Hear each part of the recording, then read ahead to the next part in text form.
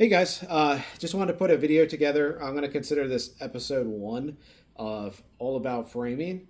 It's a topic that I don't think it's discussed enough except for showing off your frame day purchases, which I don't blame you. They look great framed. So I just picked up a bunch of new frames for convention season coming up here.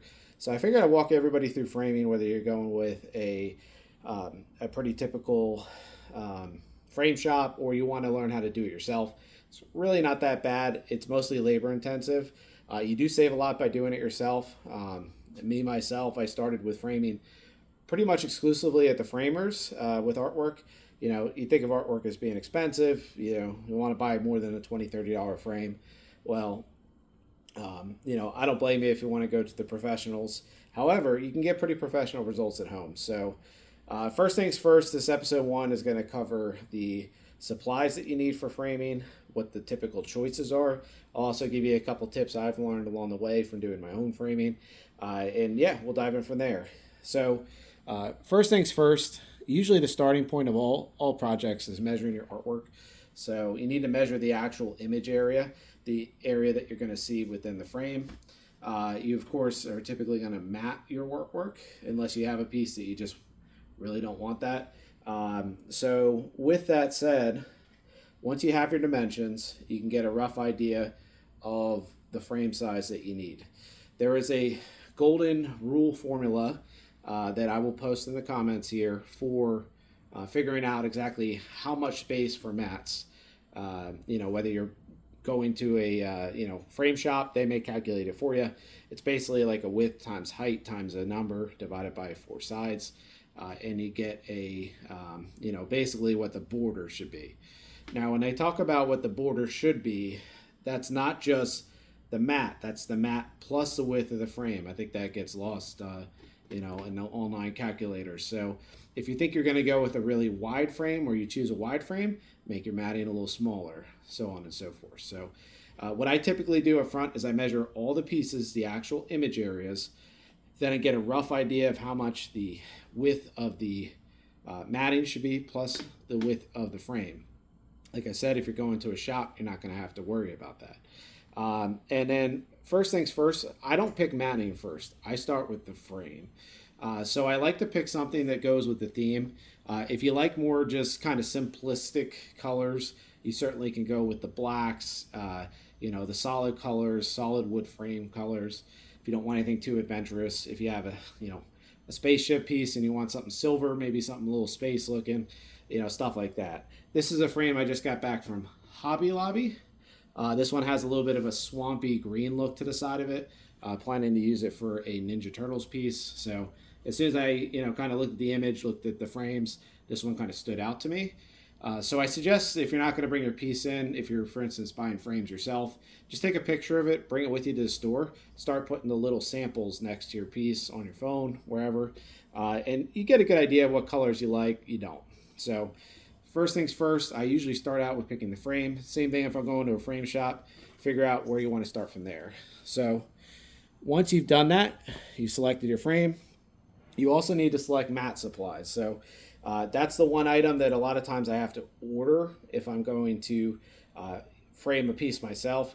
If you go to a hobby, an art store, they'll typically carry a certain variety of mats, but there is a world of different options out there. So a lot of them have to be special ordered. So here's an example. So these are some leftover pieces from what I did framing. So this one has kind of like a texture to it. It's like a gold look.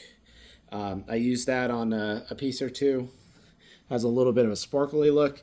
This is also one that's like more of a special order. So this has like almost like a felt pattern. So if you notice it almost looks blotchy, which is kind of neat.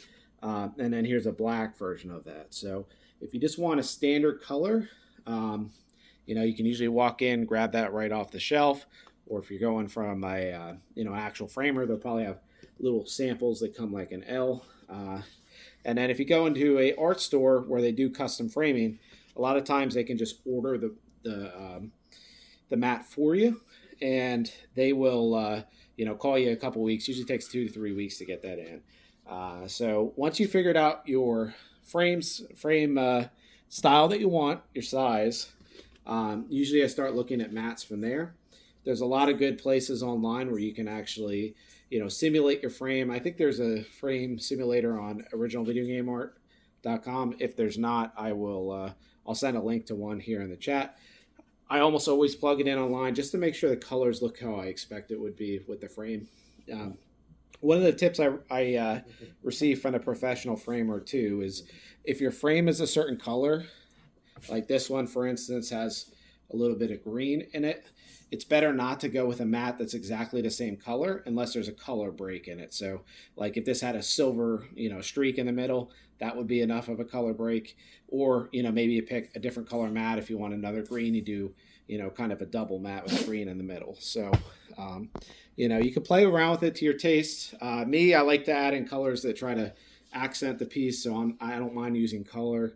You don't have to go with all the crazy colors. That's a personal choice. But ideally, you want to try to pick colors or things that accent the piece. So if the piece has a lot of green, maybe some greens, but don't try to go too bright or too darker than the piece. Or maybe you just pick more neutral colors or silvers, golds, stuff like that can go with a lot of different things. So, so mats is definitely an important selection piece. The last thing that doesn't probably get mentioned enough is the back of the piece. You're always going to need a backboard when you're mounting artwork. And I will actually show the process. I will mount the artwork that goes into this piece on video so you can see exactly how I do it. When it arrives, they already have it kind of tacked in place. But I typically buy this mat board, make sure it is archival grade. And I have them pre-cut it because it's not worth it for the cost. It takes longer to cut it than it does for the cost difference for non-cut. So you can buy it in big sheets if you want to cut it yourself. No big deal. So the cost of framing, the last cost of framing item that I want to talk about is the glass. I'm sure everybody has heard the term museum glass.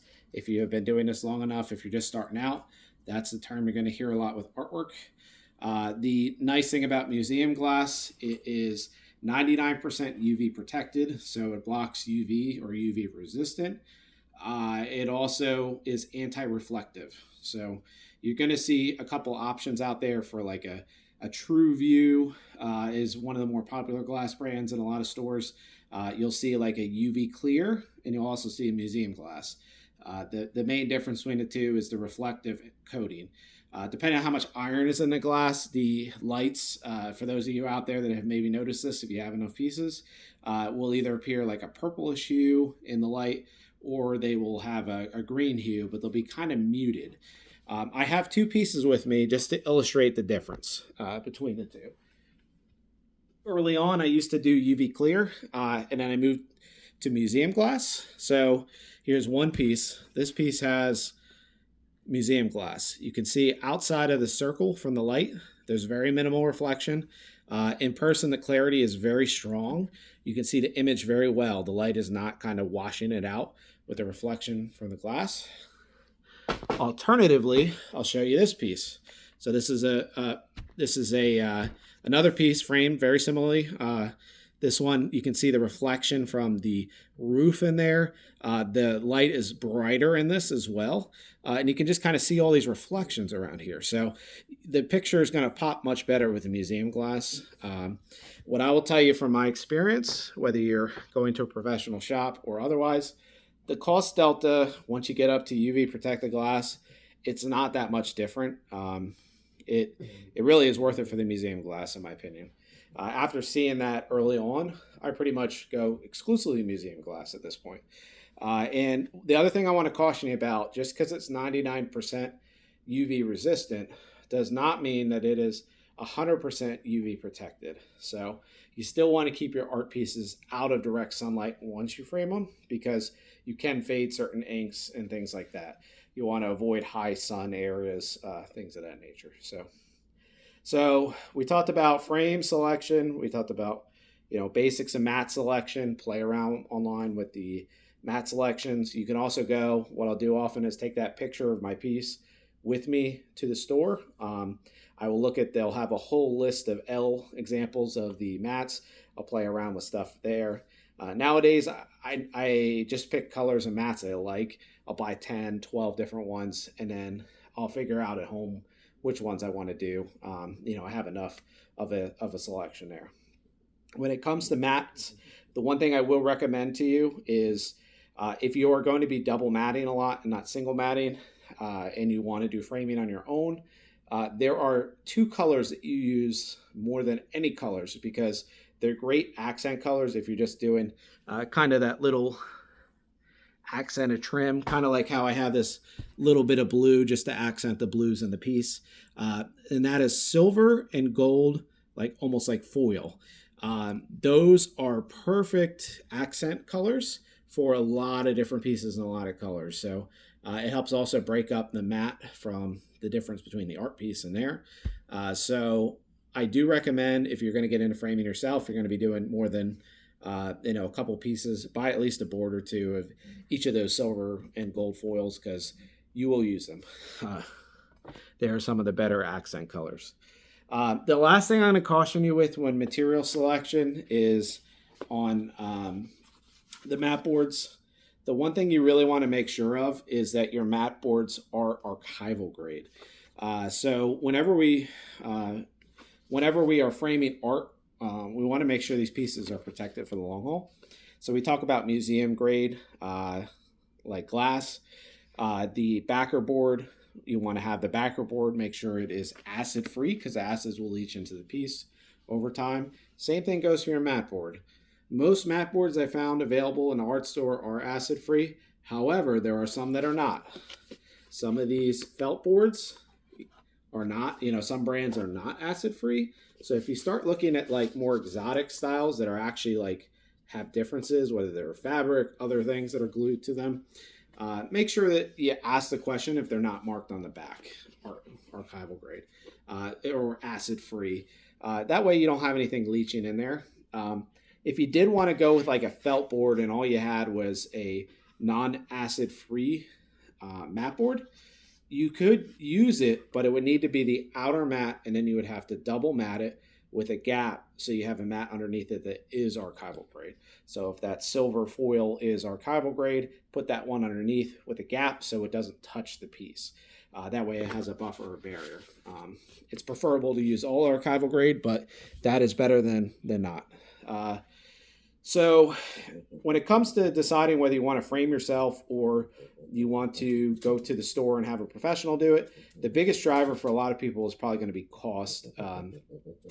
When I started framing, I think the cheapest pieces I was framing were in $150 to $200 range for a professional to do it. And the most expensive big pieces that I was doing, I think the largest I did was a pinball piece. Those are fairly large paintings, bigger than most video game paintings.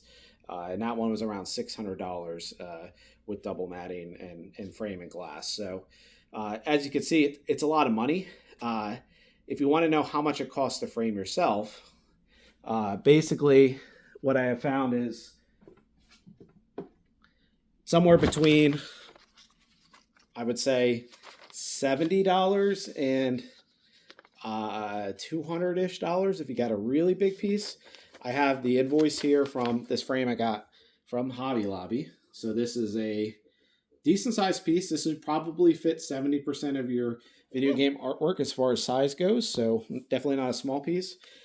Breakout on cost is one of the things I like about Hobby Lobby is custom frames are always 50% off. So the frame costs $76.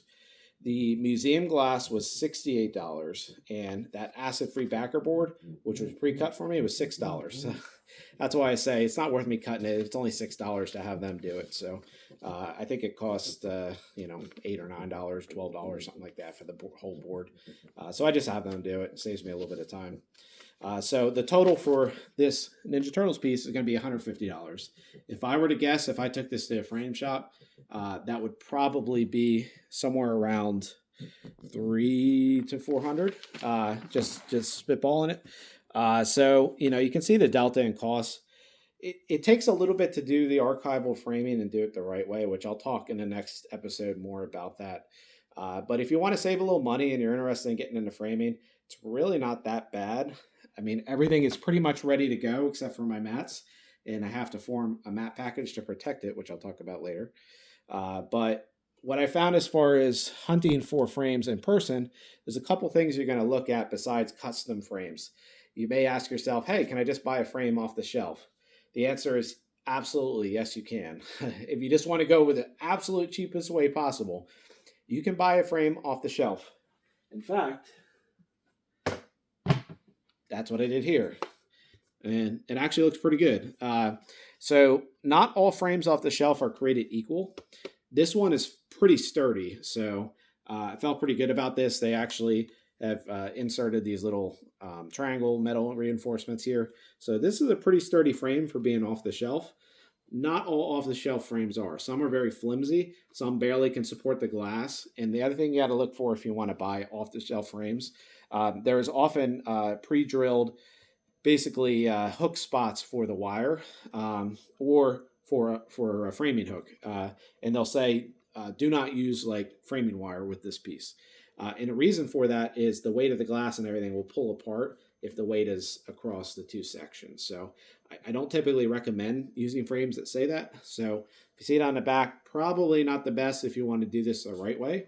But you can, like I said, what I basically did is I pulled out the existing little holder pieces here on the prior frame that locked it in. And then I went to Hobby Lobby. I gave them the exact dimensions. They cut the museum glass for me. So I replaced the glass that was in there.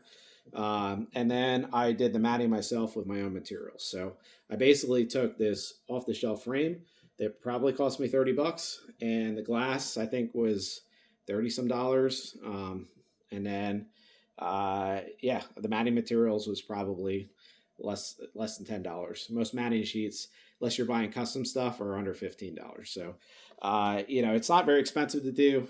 Had a backer board piece. It looks great. So yes, you can do off the shelf. I just caution you. Do you use the glass or the UV acrylic that's in there? Typically, the stuff they put in these frames, if they're pre-made, are pretty cheap and junky. So I wouldn't recommend using the glass in there unless it's a cheap piece and it's going to be away from UV. But the clarity, everything is not as good. If you put this museum glass next to a stock glass, you'll see what I mean about the clarity differences in the glass. It's just not made to be a very high grade of glass. There are definitely differences. So yes, can buy off the shelf. The reason why I don't do that often is just how cheap it is to get custom frames.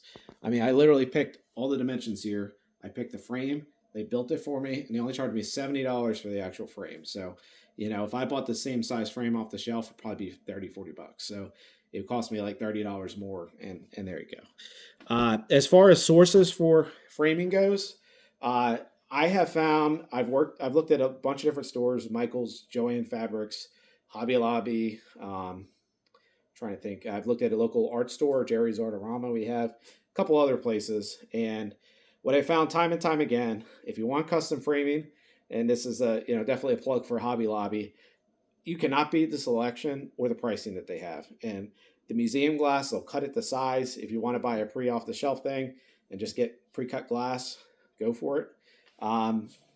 The payback period for the equipment you're going to need to do this, which I'll go over the equipment for the matting in the next episode, is probably one piece. So it's really not that long. So it's not an intimidating thing once you've had a chance to dive into it. And you'll see in my next video, it's not hard. It's not rocket science. It's all about measuring twice, cutting once, and all the tools pretty much guide you on the cuts. So as long as you can handle a ruler okay, and the rest, really not that bad a process. So if you do want to get into framing, scout out your local hobby stores. If you have a Hobby Lobby, I would not hesitate to recommend going right there. That's where I pretty much get almost everything nowadays. If you have a local art store you want to support, a lot of them will have frame cutting, matte cutting machines, and they will custom order these in for you or custom order the glass. You can do it online as well. It's just harder to really visualize and see what you're buying if you're not seeing it in person. So if anybody has any questions, just shoot them in the chat here. Next phase will be mat cutting. I'll make a separate episode to talk about how I chose the mat. I will talk about how I mount the mat to the art piece as well as the backer board. And then also we'll work on putting the frame package together. So thanks everyone. Bye.